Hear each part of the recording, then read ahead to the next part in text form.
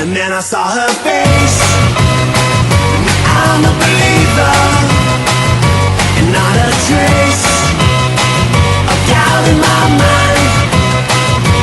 I'm in love. Hey guys, CHD here, and I am back with another reaction video. And today I'm going to be reacting to After the Fact Equestria Games by Silver-Quill. And yes, it's been a year since I've reacted to the After the Fact series by Silver-Quill, so I figured I should catch up on some of the others, like finish up season 4 and then do the Equestria Girls ones. Anyways, let's jump it in.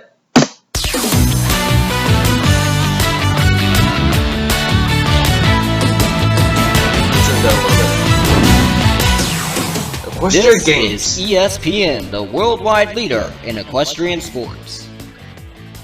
Good morning, every pony. We're reporting live from the Crystal Empire to bring you everything and anything Equestria Games related. Hi, I'm the voice of reason, and joining me today are two awesome commentators, Silver-Quill and Buckbrony. So, are you guys as excited as I am to witness the greatest sports spectacle since the New Orleans Chowder Bowl? It's good to be here, Voice, and I am super excited about this event. I'm especially excited because it's brought to us by the veteran writer Dave Polsky. Now, I really wasn't a fan of this guy before this season. We'd seen him choke on the big stage during his rookie season when he wrote Feeling Pinky Keen, and again last season when he wrote Spike at Your Service. But Season 4 has been a real breakout season for him. He really came through in the clutch when he wrote Twilight Time and For Whom the Sweetie Belle Toils. I am hopeful he can give us another great performance. So many great episodes. I am so hyped for this that my stomach has literally inverted. It hurts so much. We've been following this story from the very moment the Crystal Empire was chosen to host the games, and we followed everything from the littlest members of Ponyville practicing to one of Equestria's up and rising stars qualifying for the event. If these games don't wow us, I'm pretty sure fans will get really, really pissy. Well, let's hope that doesn't happen. In the meantime, let's check on the events scheduled for today. Now, at the start we have the opening ceremony, to which, from what I've been told, a special guest will be lighting the torch. But first, let's check in on our arriving contestants. I'm told the Ponyville team has devoted an entire training camp to their final preparations for this event. In fact, they are so committed to warming up before they even arrive, they've actually gone to the lengths of taking out all the seats. We gotta give it our best, because we've all got a genuine shot at Ponyville Gold! With the possible exception of Bulk Biceps, Fluttershy, and me. I mean, we're good and all, but we're up against the Wonderbolts in the aerial relay, so gold's kind of a stretch. Let's not kid ourselves. Truly, a motivational speech that would stir even the coldest heart. By the way, how are we getting this footage? Embedded journalism. Really? Uh-huh. Anyways, this Rainbow Dash I hear is one to look out for. That's not normal. Not only is she a member of the Wonderbolts Reserves, but her athletic prowess has been shown ever since the Best Young Flyers competition, when she performed her trademark Sonic Rainboom to save 4 ponies falling to their deaths. Physics professors are still trying to figure out how that was possible. Which are friends. And we have information from unreliable sources that she is the mentor of Scootaloo, one of the fillies who will be carrying the Ponyville flag. They won that right earlier in the season by fighting off some tough competition, which sadly we don't have any footage of, but I'm sure it was still very good. Winners or not, we still have the chance to be awesome! Now that's inspiration. The Ponyville's up against some steep competition. The Wonderbolts themselves are representing Cloudsdale, one of the most competitive cities in Equestria. In addition to teams from Baltimore, Manhattan, and Talltale, there are also competitors from the Griffin Kingdom. And just look at them. I'm afraid the Griffin gene pool is in the shallow end, as there are only 2 body types with a variety of colors. If I didn't know better, I swear these were recycled shapes for the ease of mass production. Oh, come on, one of you is rocking a goatee. Let it go. Oh, no time to dwell on that. 2 Crystal Empire guards have abducted Spike the Dragon from the train station and look to be taking him towards the palace. We'll stay with them, folks. Actually, Buck, that's the welcoming entourage. Their role is to escort Spike to meet with Princess Cadance and Twilight. So they can just nab him off the street without explanation? Apparently, since none of the other ponies even reacted to him being taken. Anyways, that special guest who's supposed to be lighting the torch is none other than Mr. Spike the Dragon. And I'm really not that shocked. After all, he did save the Crystal Empire from Sombra. By the way, how has Sombra been? Yeah, and then he's running the local 7-Eleven with brutal efficiency. Solid Cloud from crashing down. 7-Eleven? Wait, I'm sorry. That is a normal 7-Eleven. Here's Sombra's. Oh! One-track mind, that guy. Last time you were here, you got the Crystal Heart to Princess Cadance in time to save this entire empire from destruction. While Twilight does say that Spike saved the Crystal Empire last time he was here, we have unconfirmed information that Spike was in the Crystal Empire during an incident known as EQG. Apparently that topic has been censored from public memory. There is certainly some long-awaited gratitude and respect shown towards Spike here in the Crystal Empire. It makes a nice change from him being made the butt of jokes this season, even in previous Polsky episodes. Or he's had to just stand around and not do anything for large parts of the story. By the way, how did Spike miss seeing that huge statue of himself on the way in?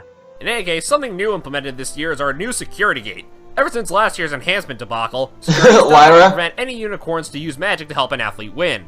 And yet, that pony is still allowed to compete. Are we sure he's not being enhanced in some way? I'm more curious if unicorns have to take their shoes off before going through security. I just hope the ESA buys them a drink beforehand. Still, one can't blame security for being cautious. Just look at the variety of dignitaries attending this event. In addition to our 4 princesses, we have returning dignitaries from Saddle Arabia, Prince Blueblood, who's kept a low profile since getting that cutie mark swap procedure, Padme Amidala, Mayor Mare, whose sole job now seems to be asking Princess Twilight for help, and Cherry Jubilee. How did she score a VIP seat? Cherry's a big business in Equestria. Either that, or Dodge Junction is just well represented at these games. Well, looks like the competitors are all in the stadium, which means it's time for the torch lighting.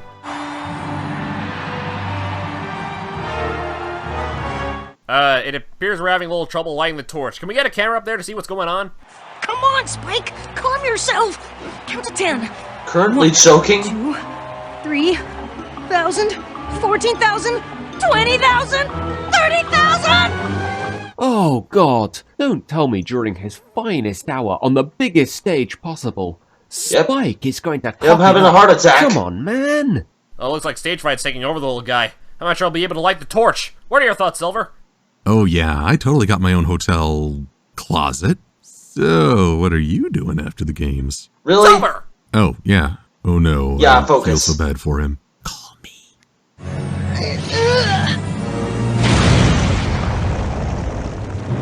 See? No worries. Now, let's turn to Prince Shining Armor, whose sole role seems to be Master of Ceremonies while his wife enjoys a place of prominence overhead. Living the dream, that pony.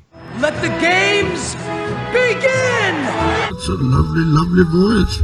Okay, unicorns get checked, but he doesn't. Some security. I hope the system bites him in the flank later.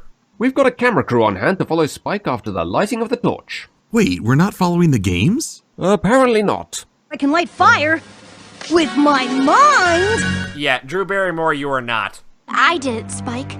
I cast a spell to do it for you. I am shocked and appalled. In front of thousands and thousands. I'm sorry, Spike. A heartbreaking moment for a young hopeful. Princess Twilight acted in haste, not considering the implications, which is a reflection of her own inexperience as a royal. She's still working on keeping her composure, with Princess Celestia on hoof to serve as a role model. While that is true, I think Twilight showed great maturity in being honest with Spike here. Seeing as how Spike came up with his own explanation for what happened, it would have been very easy for her to just humour Spike. But we see here that she has enough respect for Spike to be honest with him. I need to be alone right now. Spike? Well, on this disheartening moment, let's go to break. We'll be back after a word from our sponsors. And commercial Come break. visit the Crystal Empire. Everything here is really shiny. I mean, really shiny. We've got royals that look nice, guards that look nice, ponies that look nice. Maybe someday they'll even Everything have that looks personalities. The Crystal Empire. You totally want to be here because it's sparkly. Welcome back to our continuing coverage of the games. Well, as much coverage as we can get, seeing how someone in the higher-ups decided to spend all our budget on escorts and sugar cubes. So the track events we're unable to cover, but we're still managing to cover the much-anticipated air relay event. We get a much improved performance from the Ponyville team. After just barely qualifying, they lose out to Cloudsdale by only a head. I was particularly impressed by the performance of the second-legged pony Fluttershy, who has been reported to have suffered from stage fright in the past, but was unfazed by 30,000 ponies watching this event. Though I'm still not 100% clear as to how griffins can compete alongside ponies, since their wings appear to be about 4 times the size. Honestly, I thought there would be a little more heat involved between the two competitors of the last leg. I mean, Spitfire did try to manipulate Rainbow into joining the Cloudsdale team back in the qualifying rounds. But hey, Ponyville manages to squeeze out a second-place finish. No doubt they owe a lot of success to the redesign of their team uniforms. Good thing their lead designer had a fashion epiphany, and the Griffin Kingdom places third. A disappointing outcome, and I'm sure they'll raise protest over the size of the rings. Okay. Now go to the field where Prince Shining Armor is giving out the medals. And now, the anthem of... And I shall do the honor of singing! Spike can't sing. The only song in the show I can recall him being part of was the Failure song, and he really wasn't very good in that. So yeah, I don't think this is going to end well. He did sing his first song in Season 6. We're the Wonderbolts, and we're super fast, and we're from Cloudsdale, which is a part of Equestria, that we like best, and we're proud, and we're fast, and we like it because it really has nice trees. Yeah, let's just put the #1 not top 10 banner up. Let's see what the viewers at home think. Worst of the worst, still not Spike as bad as the Anthem Mark fail. Sanchez butt fumble. Well, this is proving rather painful to sit through, so let's go to another break. We'll be back after this. Really? Have you Another suffered a one? crippling injury while reviewing an episode? Perhaps you've been assaulted and turned into a bat pony, or just banished to the moon for no reason? Call attorney habeas corpus. He'll sue somebody and get you the money you deserve, then bill you for triple that amount. Wait, what do you mean it's not in the script? Welcome back, and boy, what an Equestria Games this has been. As we come down to the final event, the medal count is in favor of Ponyville 37-36 over Cloudsdale. That's quite something when you compare it to the Olympics of the human world, where only the richest and largest countries can expect to do that well. Wait, 37? Ponyville has only 8 competitors. The only way that would have worked is if each competitor Voice of partook in Reason 6 is events and his 3 didn't name. place. Yeah, that's more reason to call up Rainbow Falls on its BS rules. It's just too bad the javelin competition had to be called off. How are you holding up, Silver? Really? Well, the games are Spear nearly through over. the There head. seems to be no sign of Spike. Let's cut to his hotel room to see what he's up to. No more hiding out. You're coming with me. Now. Okay, how do we have a camera in his room? Embedded journalism. Security cameras? Oh, What that this pony guy. won't do for a paycheck. We have reports that actor Johnny Depp is making his way into the games. Or is it Heisenberg? It's Spike, you imbecile. Well, I do have a javelin through my brain. Cut me some slack. Seriously!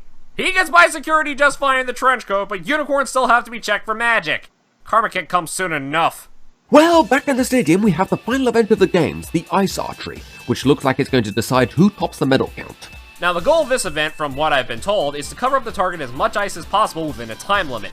The target with the most ice covered wins. As we're winding down to the final seconds, it looks like Cloudsdale may tie up the medal count with Ponyville with 37 apiece. Still don't know how, but I really shouldn't complain. Well, Don't it looks complain like at all, this is bro. going to be a tight finish. In fact, this pony is in such a rush, he's knocked over his quiver. Oh, goodness! That arrow's gone wildly up into the air and hit a cloud. Because that's an ice arrow, Yep, it's that causing really it did to happen. freeze and descend right down into the stadium where thousands of ponies are sitting. Well, I'm sure this will be no problem. After all, we not only have a prince whose specialty is shield spells, but 4 alicorn princesses. They're not doing anything. Some pony cut the disabling spell! They put the disabling spell on the highest rulers in the land. Disabling spell? Plus any available security.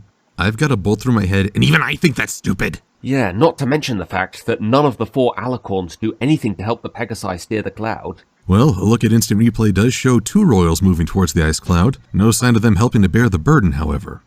Oh, it doesn't look like the Pegasi picking up any steam. It's gonna crash right into the stadium. Oh, the equinity! Wait, what's this? Spike is coming to the Call of Duty? Is the show Call of staff Duty. actually able to Nice show pun, Spike bro. not as the butt of jokes? Do you believe in miracles? Yes!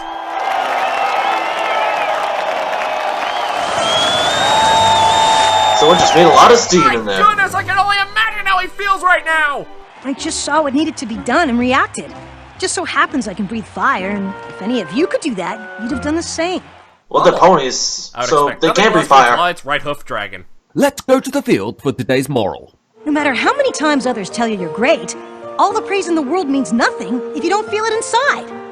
And with the closing fireworks, we bring these games to an end with a huge upset. A rural town like Ponyville has scored the Ponyville highest number of medals, won beating out 37 Cloudsdale medals, by 1. Cloudsdale 36, Commander and Easy Glider, Admiral Griffin Kingdom Fairweather, 32. General Flash, can you hear me? You took one hell of a beating! And the Cutemar Crusaders can bask in the success of being part of the ceremonies. And thus the winding road to the Equestria Games comes to an end. It's been one of the longest overarching plots to this show. We've seen ponies prepare, worry, test themselves, and now we've seen a young dragon face both failure and success. There has been something of an uproar from the fans about this episode, because I guess it didn't Hey, what's live up that, to their dude? expectations, what with it being built up in 3 previous episodes. People were expecting some big payoff to the CMC carrying the flag and Rainbow Dash in the relay, and I don't really know why. It also seems like a lot of people want to harp on about everything this episode could have done. No one seems interested in looking at what it actually did do. Now, don't get me wrong, I get the disappointment you guys feel for the lack of focus on the event that is in this episode's title, but let's be fair here and look at what we actually got. Another good story about Spike battling his own self-doubt. It's a similar lesson to the one he learnt in Power Ponies, but I think it's done better here because the story focuses more on him and the internal conflicts he's having. It gets a solid 7 out of 10 from me. Okay, to all the detractors on this episode, all I have to say is, what exactly were you expecting? If they only focused on the Equestria games, where exactly would you put the moral? Rainbow Dash learning winning isn't everything as long as you have fun? Yeah, we already had that lesson in Rainbow Falls, and I already explained how weakly written that moral was in my review of it. But now it's Spike who learned that lesson. Saw right at the beginning, she, surprisingly, acted humble the fact that the group was going up against the best. Want to see more games? But that would have even less focus since the Pony Villains we've been following only competed in one event, which would make following the rest of the games a bit of a bore. Just watching ponies watch other ponies compete. Riveting. Put simply, having the games be featured in the background was the best thing to do for the episode.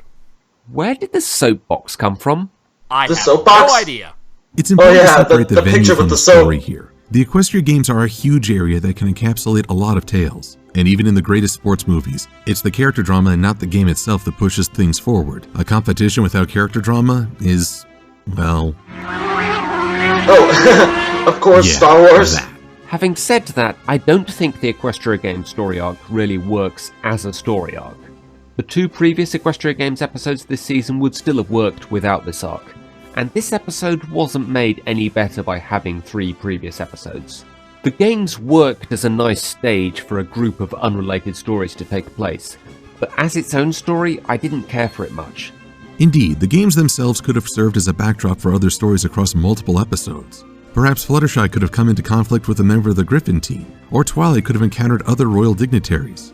But should that decide how we view this episode? The venue was underutilized, yet the story, singing aside, was enjoyable. Better to have one good episode than none at all. Well, thanks for joining us for this review. I'm the voice of reason. I'm Buck Brony. And I'm going on a date with an athlete. Really? Later, guys. So, lights out. What do we do now? I don't know. Wanna get hammered? What?